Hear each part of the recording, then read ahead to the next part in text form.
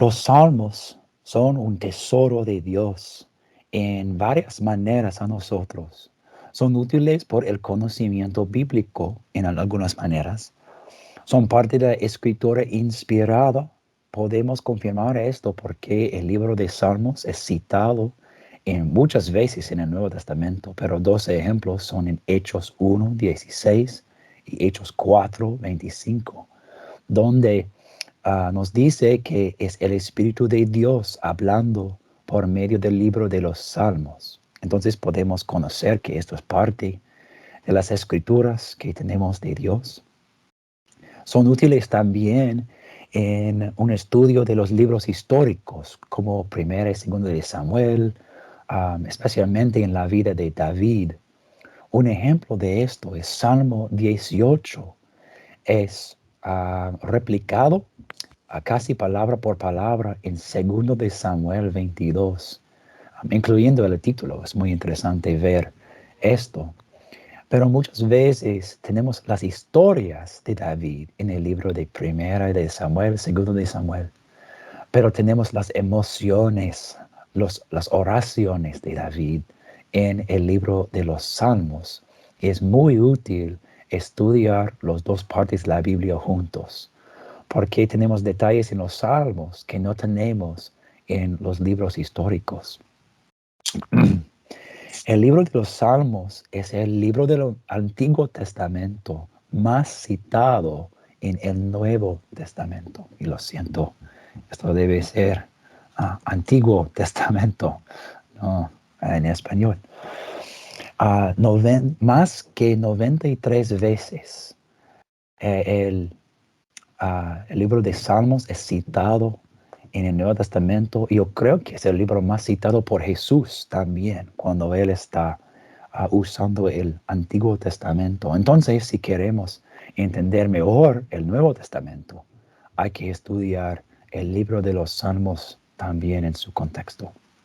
Pero los Salmos no solamente son útiles por conocimiento bíblico, en información, pero son muy útiles también en devoción personal. Es interesante que la mayoría de los salmos son ambiguos intencionalmente, y la idea es así. En muchos de los salmos de David, en el título del salmo, nos dice que si David estaba huyendo de Saúl o huyendo de su hijo Absalón.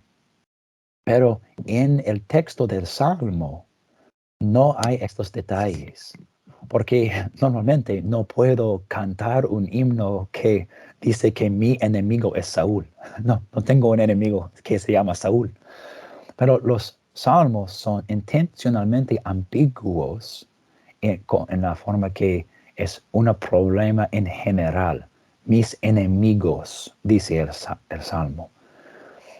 En esta manera yo puedo usar el texto del Salmo en mi propio contexto.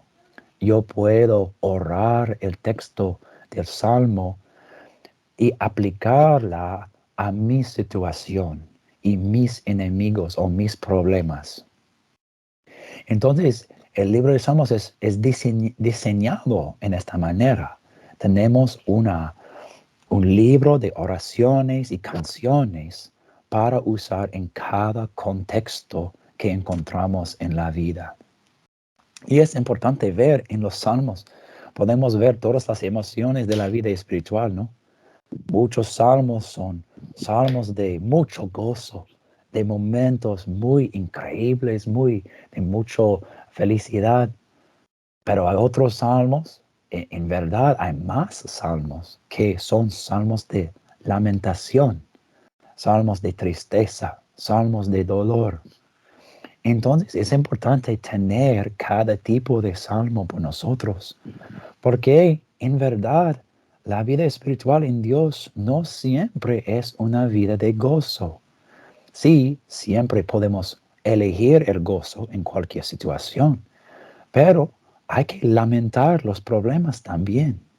Y los salmos nos dio un buen esquema, un buen manera de traer nuestra tristeza a Dios también. También con nuestro gozo, sí. Pero las dos emociones pueden ser parte de nuestro culto, de nuestras oraciones, porque son parte de la vida de David, la vida de otras personas de Dios anteriormente. Los salmos son útiles por el culto público y privado también. Una cosa que es interesante notar en algunos salmos es el autor, la voz de este salmo es individual o es una colección de personas, un grupo de personas. Porque muchos de los salmos son diseñados por el culto público, claro, por la congregación de Israel en el Antiguo Testamento. Pero algunos otros salmos son salmos privados. David está orando a Dios en su cama cerca de medianoche. Y esto no es diseñado por la congregación en un sentido, pero es una oración privada con su lamentación durante la noche. También los salmos nos ayudan a tener honestidad en la oración.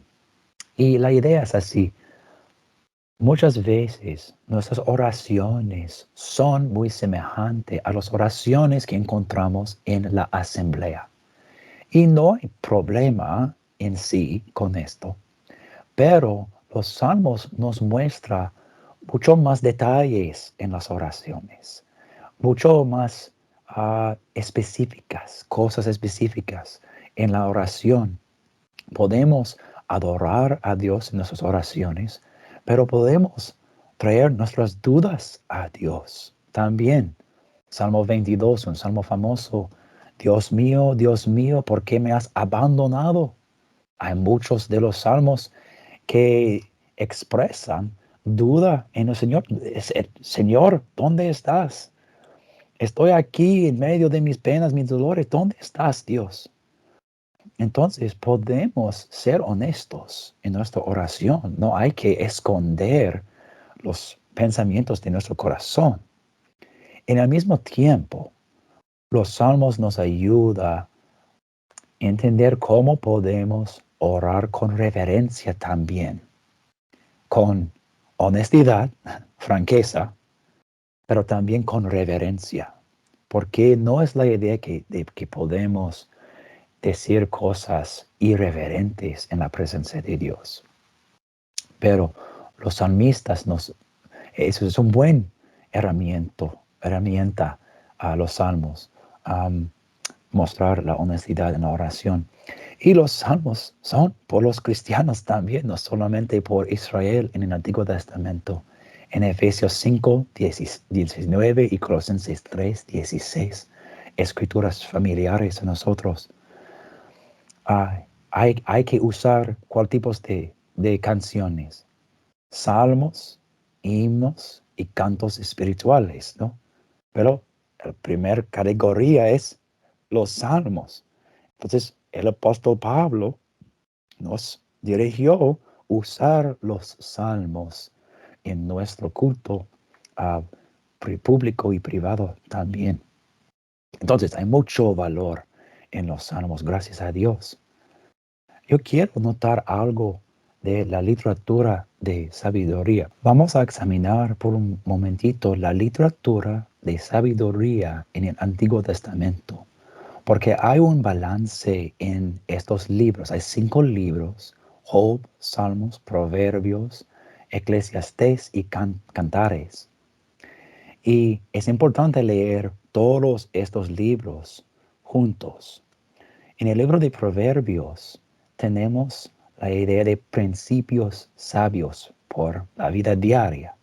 Por ejemplo, Proverbios 12:13. En la transgresión de sus labios se enreda el malvado, pero el justo escapará del apuro. Normalmente esto es la verdad, ¿no? Pero esto es siempre la verdad. A veces no, esto es un principio y es un buen principio, pero no es una promesa que cada vez esto va a pasar. En el otro extremo tenemos el libro de Eclesiastés con observaciones directas de la vida. Por ejemplo, en Eclesiastés 9, versículo 11, el predicador dijo: vi además que bajo el sol no es de los ligeros la carrera, ni de los valientes la batalla, etc., sino que el tiempo y la suerte les llegan a todos.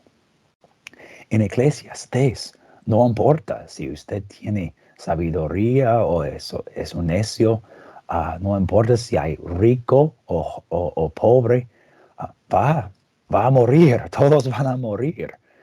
Um, entonces, estos son observaciones que sí podemos ver estos en la vida también. Pero no, esto no es todo la verdad. En el medio de esto tenemos Salmos, Job y Cantares, especialmente en Salmos y Job. Tenemos el conflicto interno de confiar en Dios. Estamos intentando vivir una vida como proverbios, eligiendo cosas buenas y siendo la sabiduría en nuestra vida. Pero muchas veces la vida parece más como Eclesiastés, con problemas, con el tiempo y la suerte les llegan a todos. Entonces, un ejemplo de esta tensión en Salmos es en Salmo 73, versículo 12 al 14. Dice: he aquí, estos son los impíos, y siempre desahogados, han aumentado sus riquezas. Ciertamente en vano he guardado puro mi corazón y levado mis manos en inocencia, pues he sido azotado todo el día y castigado cada mañana. Aquí tenemos un salmo de Asaf y él está intentando vivir una vida santa, pero él siente como los, los impíos, ellos tienen las riquezas y él no. Entonces él está pensando: ciertamente en vano he guardado puro mi corazón. Esos son los sentimientos honestos de Asaf en el momento, porque él quiere confiar en Dios, pero a él en el momento no parece bien confiar en Dios. Pero más luego en el Salmo, él entró al santuario de Dios y toda su perspectiva cambió. Es un salmo muy poderoso porque él expresó su duda, él expresó sus problemas acerca de la situación en el mundo. Pero después de adorar a Dios, él tiene la perspectiva correcta. Y el resto del Salmo 73 es una salmo de alabanza. Pero yo creo que es importante ver toda la literatura de sabiduría juntos. Si solamente leemos proverbios, vamos a tener buenos principios, sí, pero vamos a encontrar otras situaciones, otras excepciones en la vida. Si solo leemos Eclesiastés, no vamos a tener una perspectiva de mucho gozo en la vida. Vanidad de vanidades, ¿no? Pero es importante entender que las cosas en la vida son así muchas veces. Pero hay un balance aquí entre Proverbios y Eclesiastés, y podemos ver esto en los Salmos especialmente. Entonces, ¿qué son los Salmos? Es un poquito difícil hacer un sumario de los Salmos porque hay muchos y hay muchos diferentes tipos de Salmos. Los Salmos son 150 poemas hebreos. Algunos son canciones, algunos oraciones, algunos son ambos. Y son poemas individuales o individuas. No son capítulos como Génesis o Primera de Samuel, que originalmente fueron un texto sin divisiones y después una persona dividió a Génesis en capítulos y versículos. Y es más fácil encontrar un parte cuando tenemos capítulos y versículos. Pero los salmos fueron poemas individuas.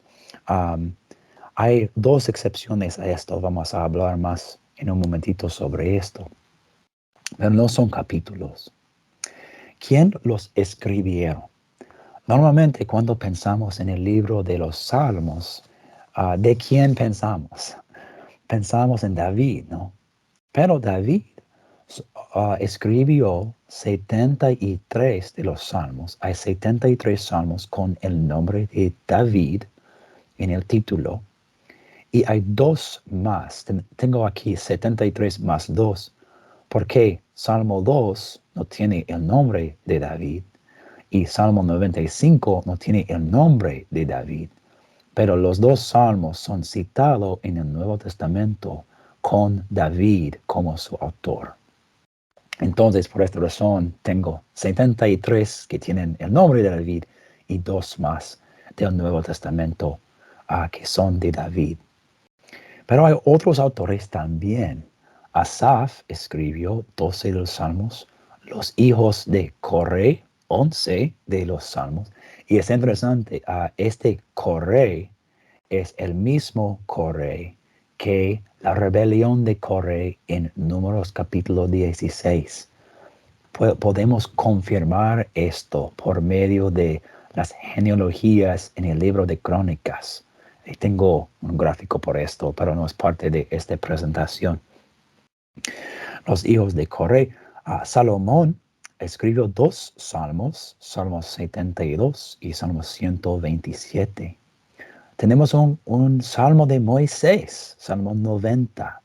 Emán, Salmo 88. Etán, Salmo 89. Y casi una tercera parte de los salmos son anónimos, sin un autor en el título. 49 no tiene título. Tengo menos 2 porque estos dos son salmos de David aquí. Y esa es la razón por el más 2 y menos 2 aquí. Salmo 2 y 95 son anónimos en el libro, pero el Nuevo Testamento nos dio más detalles. ¿Cuándo fueron escritos los salmos? Cubrieron muchos años. Probablemente el salmo más temprano en la historia fue Salmo 90, una oración de Moisés, que probablemente fue escrito cerca de 1400 antes de Cristo, más o menos. La mayoría de los salmos fueron escritos por personas como David y Asaf cerca de el año 1000 antes de Cristo. Y hay algunos salmos que fueron escritos después del cautiverio de Judá.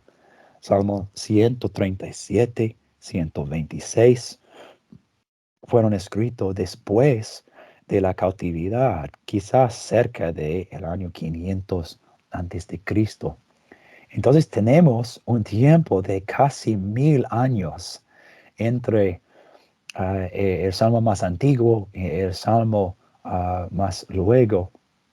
Pero es muy interesante ver la cantidad de tiempo que es cubrido en los salmos. ¿Cuándo fueron compilados los salmos? Es otra pregunta interesante y no tenemos todos los detalles, pero podemos decir que, claro, es después del cautiverio, porque tenemos salmos de después del cautiverio. Y también es interesante, en los salmos hay señales claras de organización en el libro de los salmos. Y hay un tema también, un tema de confiar en Dios, aunque no hay un rey físico como David después del cautiverio. Yo voy a demostrar esto con este gráfico, el flujo de los salmos. Hay 5 libros en los salmos. Había muchos años antes que realicé esto. Y conocemos esto, que hay 5 libros, porque el fin de libro 1, 2, 3 y 4 tiene una conclusión que es muy semejante. Podemos leer esto en Salmo 41, versículo 13. Salmo 41, versículo 13 es el verso final del libro 1 de los Salmos. Y dice, bendito sea el Señor, Dios de Israel, desde la eternidad hasta la eternidad. Amén y amén. En su Biblia, después de esto, probablemente tiene una nota que dice libro segundo. El libro segundo es Salmo 42 al Salmo 72. Y vamos a leer el fin de este libro también. Salmo 72, el versículo 18 al 20. Salmo 72, el versículo 18 dice, bendito sea el Señor Dios, el Dios de Israel, el único que hace maravillas.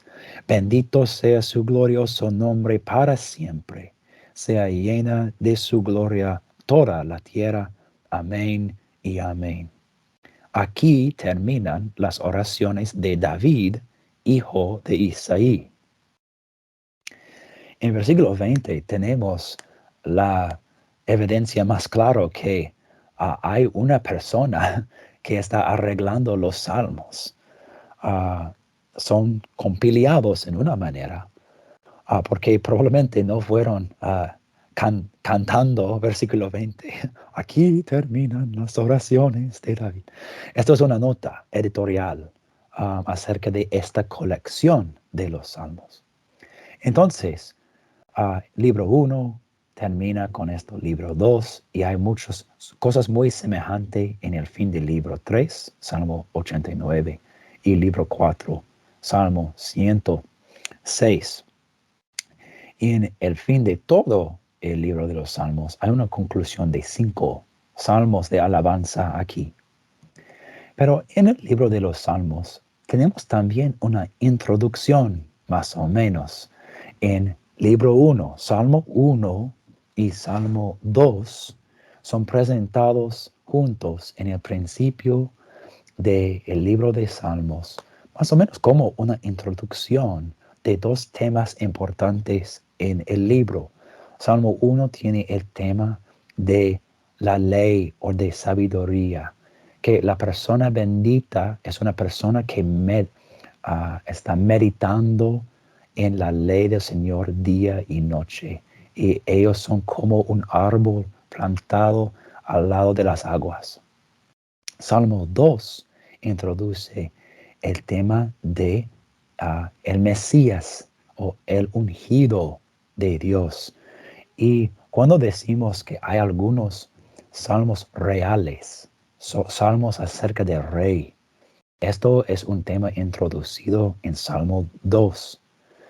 Y en el fin del Salmos hay una conclusión de 5 salmos. Y estos 5 salmos todos empiezan y terminan con la palabra aleluya.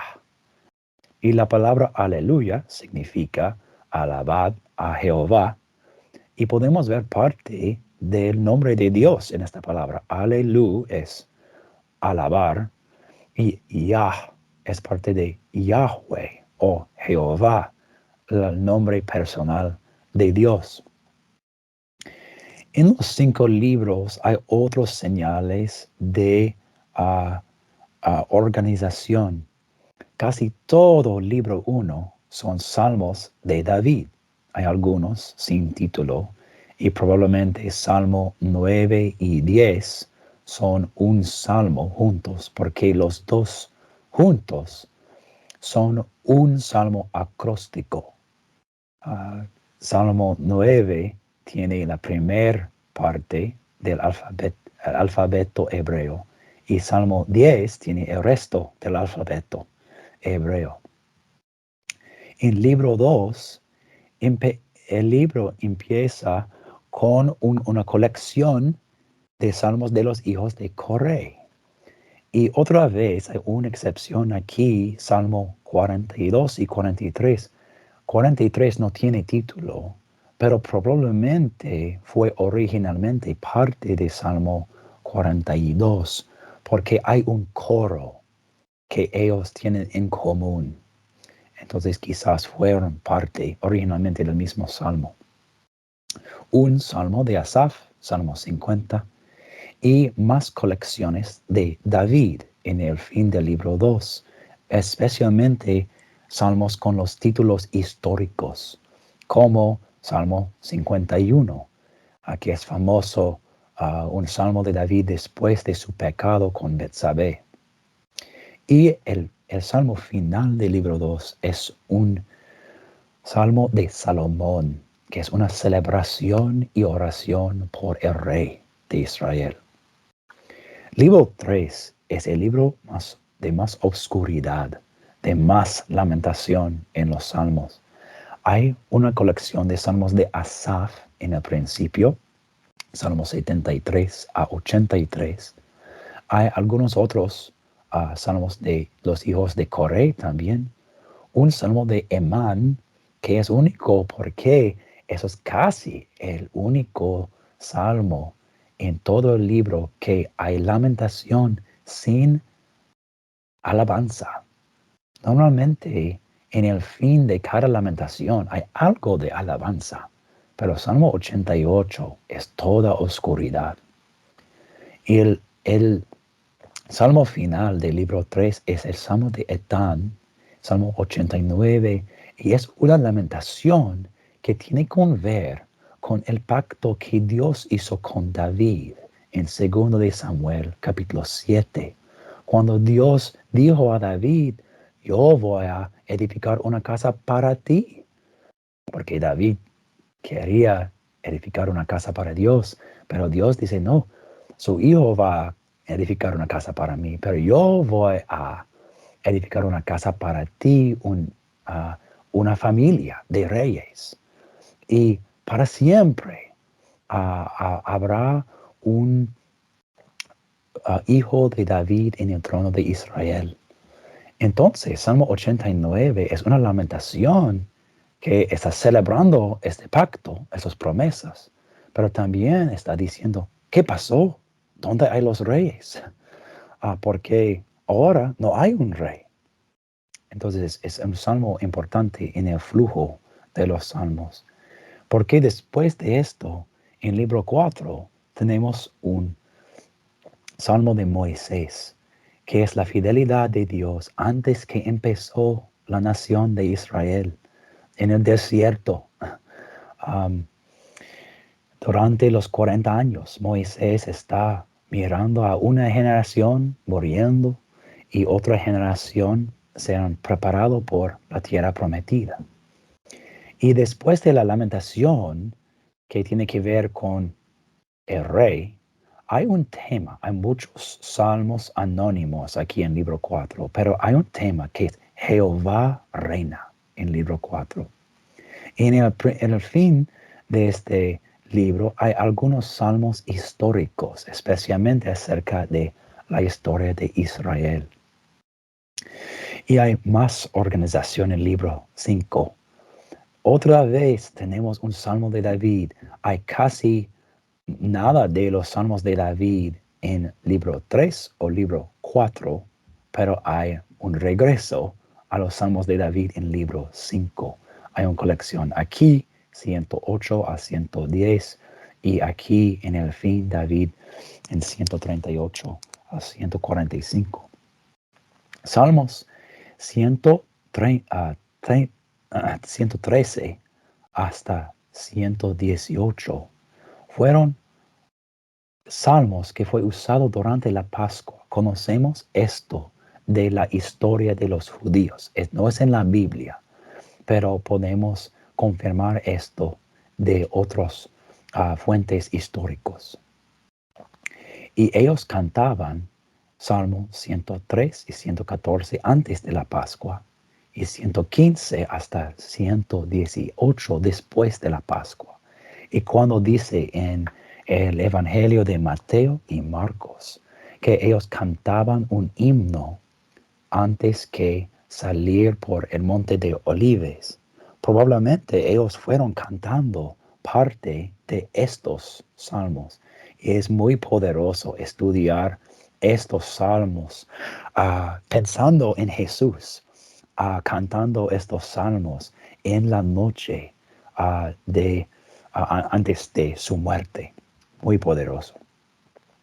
Salmo 119 es muy, muy largo. Es un acróstico gigante y casi cada versículo tiene algo que ver con la ley de Dios, la palabra de Dios. Y después de esto, tenemos una colección de los salmos de ascenso. Probablemente estos salmos fueron cantados por los peregrinos viajando a Jerusalén por los días festivos en el Antiguo Testamento. Y a Jerusalén es en una colina o una montaña. Entonces ellos dicen salmos de ascenso, porque de su ascenso a Jerusalén para adorar en el templo. Y otra vez David y la conclusión aquí.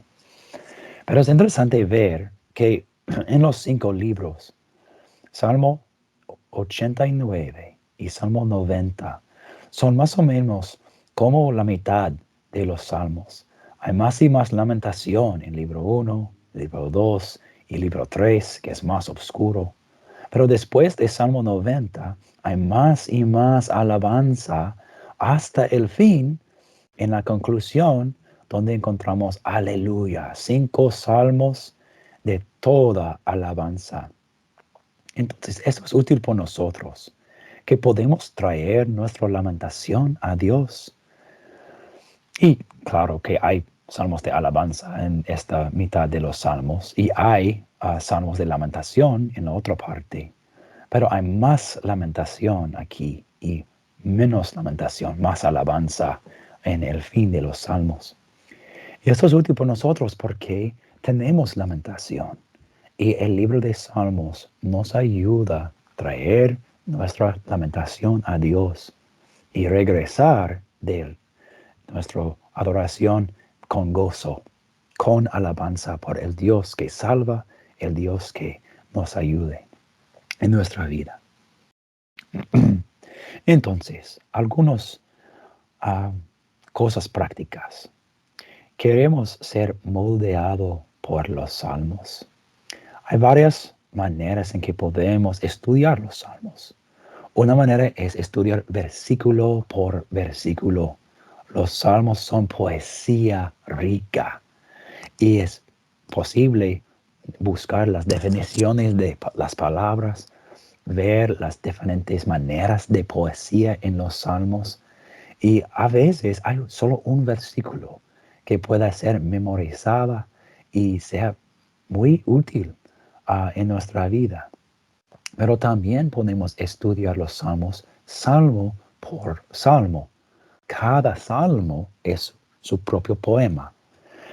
Podemos buscar detalles sobre el autor del salmo, el contexto, si hay detalles en el título, el tema o el tipo del salmo, si el salmo es citado en el Nuevo Testamento. Cada salmo es un estudio en sí y es poderoso estudiar en esta manera. Pero también espero que el gráfico que cubrimos es una ayuda para estudiar los salmos de salmo a salmo, de libro a libro, en orden. Que no podemos decir la razón por cada organización, por cada salmo. Pero podemos ver que sí hay señales claros de organización. Y el libro de los Salmos es poderoso leer en la orden en que tenemos el libro de los Salmos. Pero los Salmos no son solamente para ser estudiados, pero hay que participar en los Salmos. Podemos leer los Salmos. Los Salmos son un mensaje a Dios y un mensaje de Dios. Es poderoso por nosotros porque podemos encontrar en los salmos una manera en que podemos expresar nuestras emociones a Dios. Pero también podemos encontrar la voluntad de Dios por nosotros. Hay que expresar nuestro corazón, pero los salmos también proveen guianza, dirección por nuestros corazones. También en los salmos podemos cantar los salmos. Estoy muy agradecido por esto. Hay algunos salmos en el himnario que son de los salmos. El propósito es la participación, no solamente leer los salmos, pero cantar también. Orar es otro uso de los salmos. Podemos usar el lenguaje de los salmos en oración.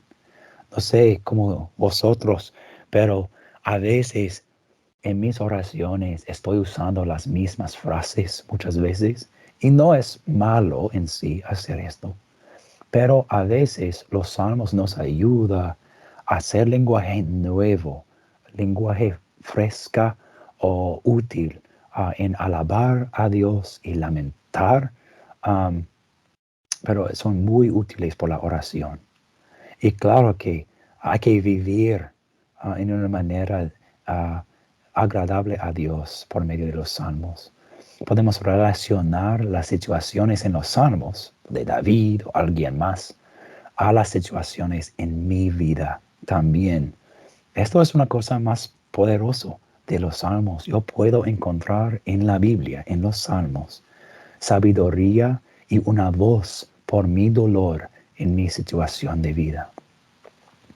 Pero el propósito de los salmos es para conocer a Dios y amar a Dios con todo el corazón. Los salmos nos ayudan a llevar todo el corazón a Dios. A veces en nuestra vida tenemos miedo, otras veces tenemos paz, a veces tenemos desesperación o duda, pero en cualquier emoción, en cualquier situación, hay un salmo que puede ayudar a nosotros, traer nuestro miedo a Dios o traer mi esperanza a Dios, traer mi gozo a Dios. Y por cada situación en la vida hay un salmo que nos pueda ayudar a guiar nuestras emociones, a dar dirección a nuestra vida con Dios en el centro de todo esto. Y hay que confiar en Dios completamente. La generación en que los salmos fueron compilados estaba una generación difícil, donde hay las promesas a David.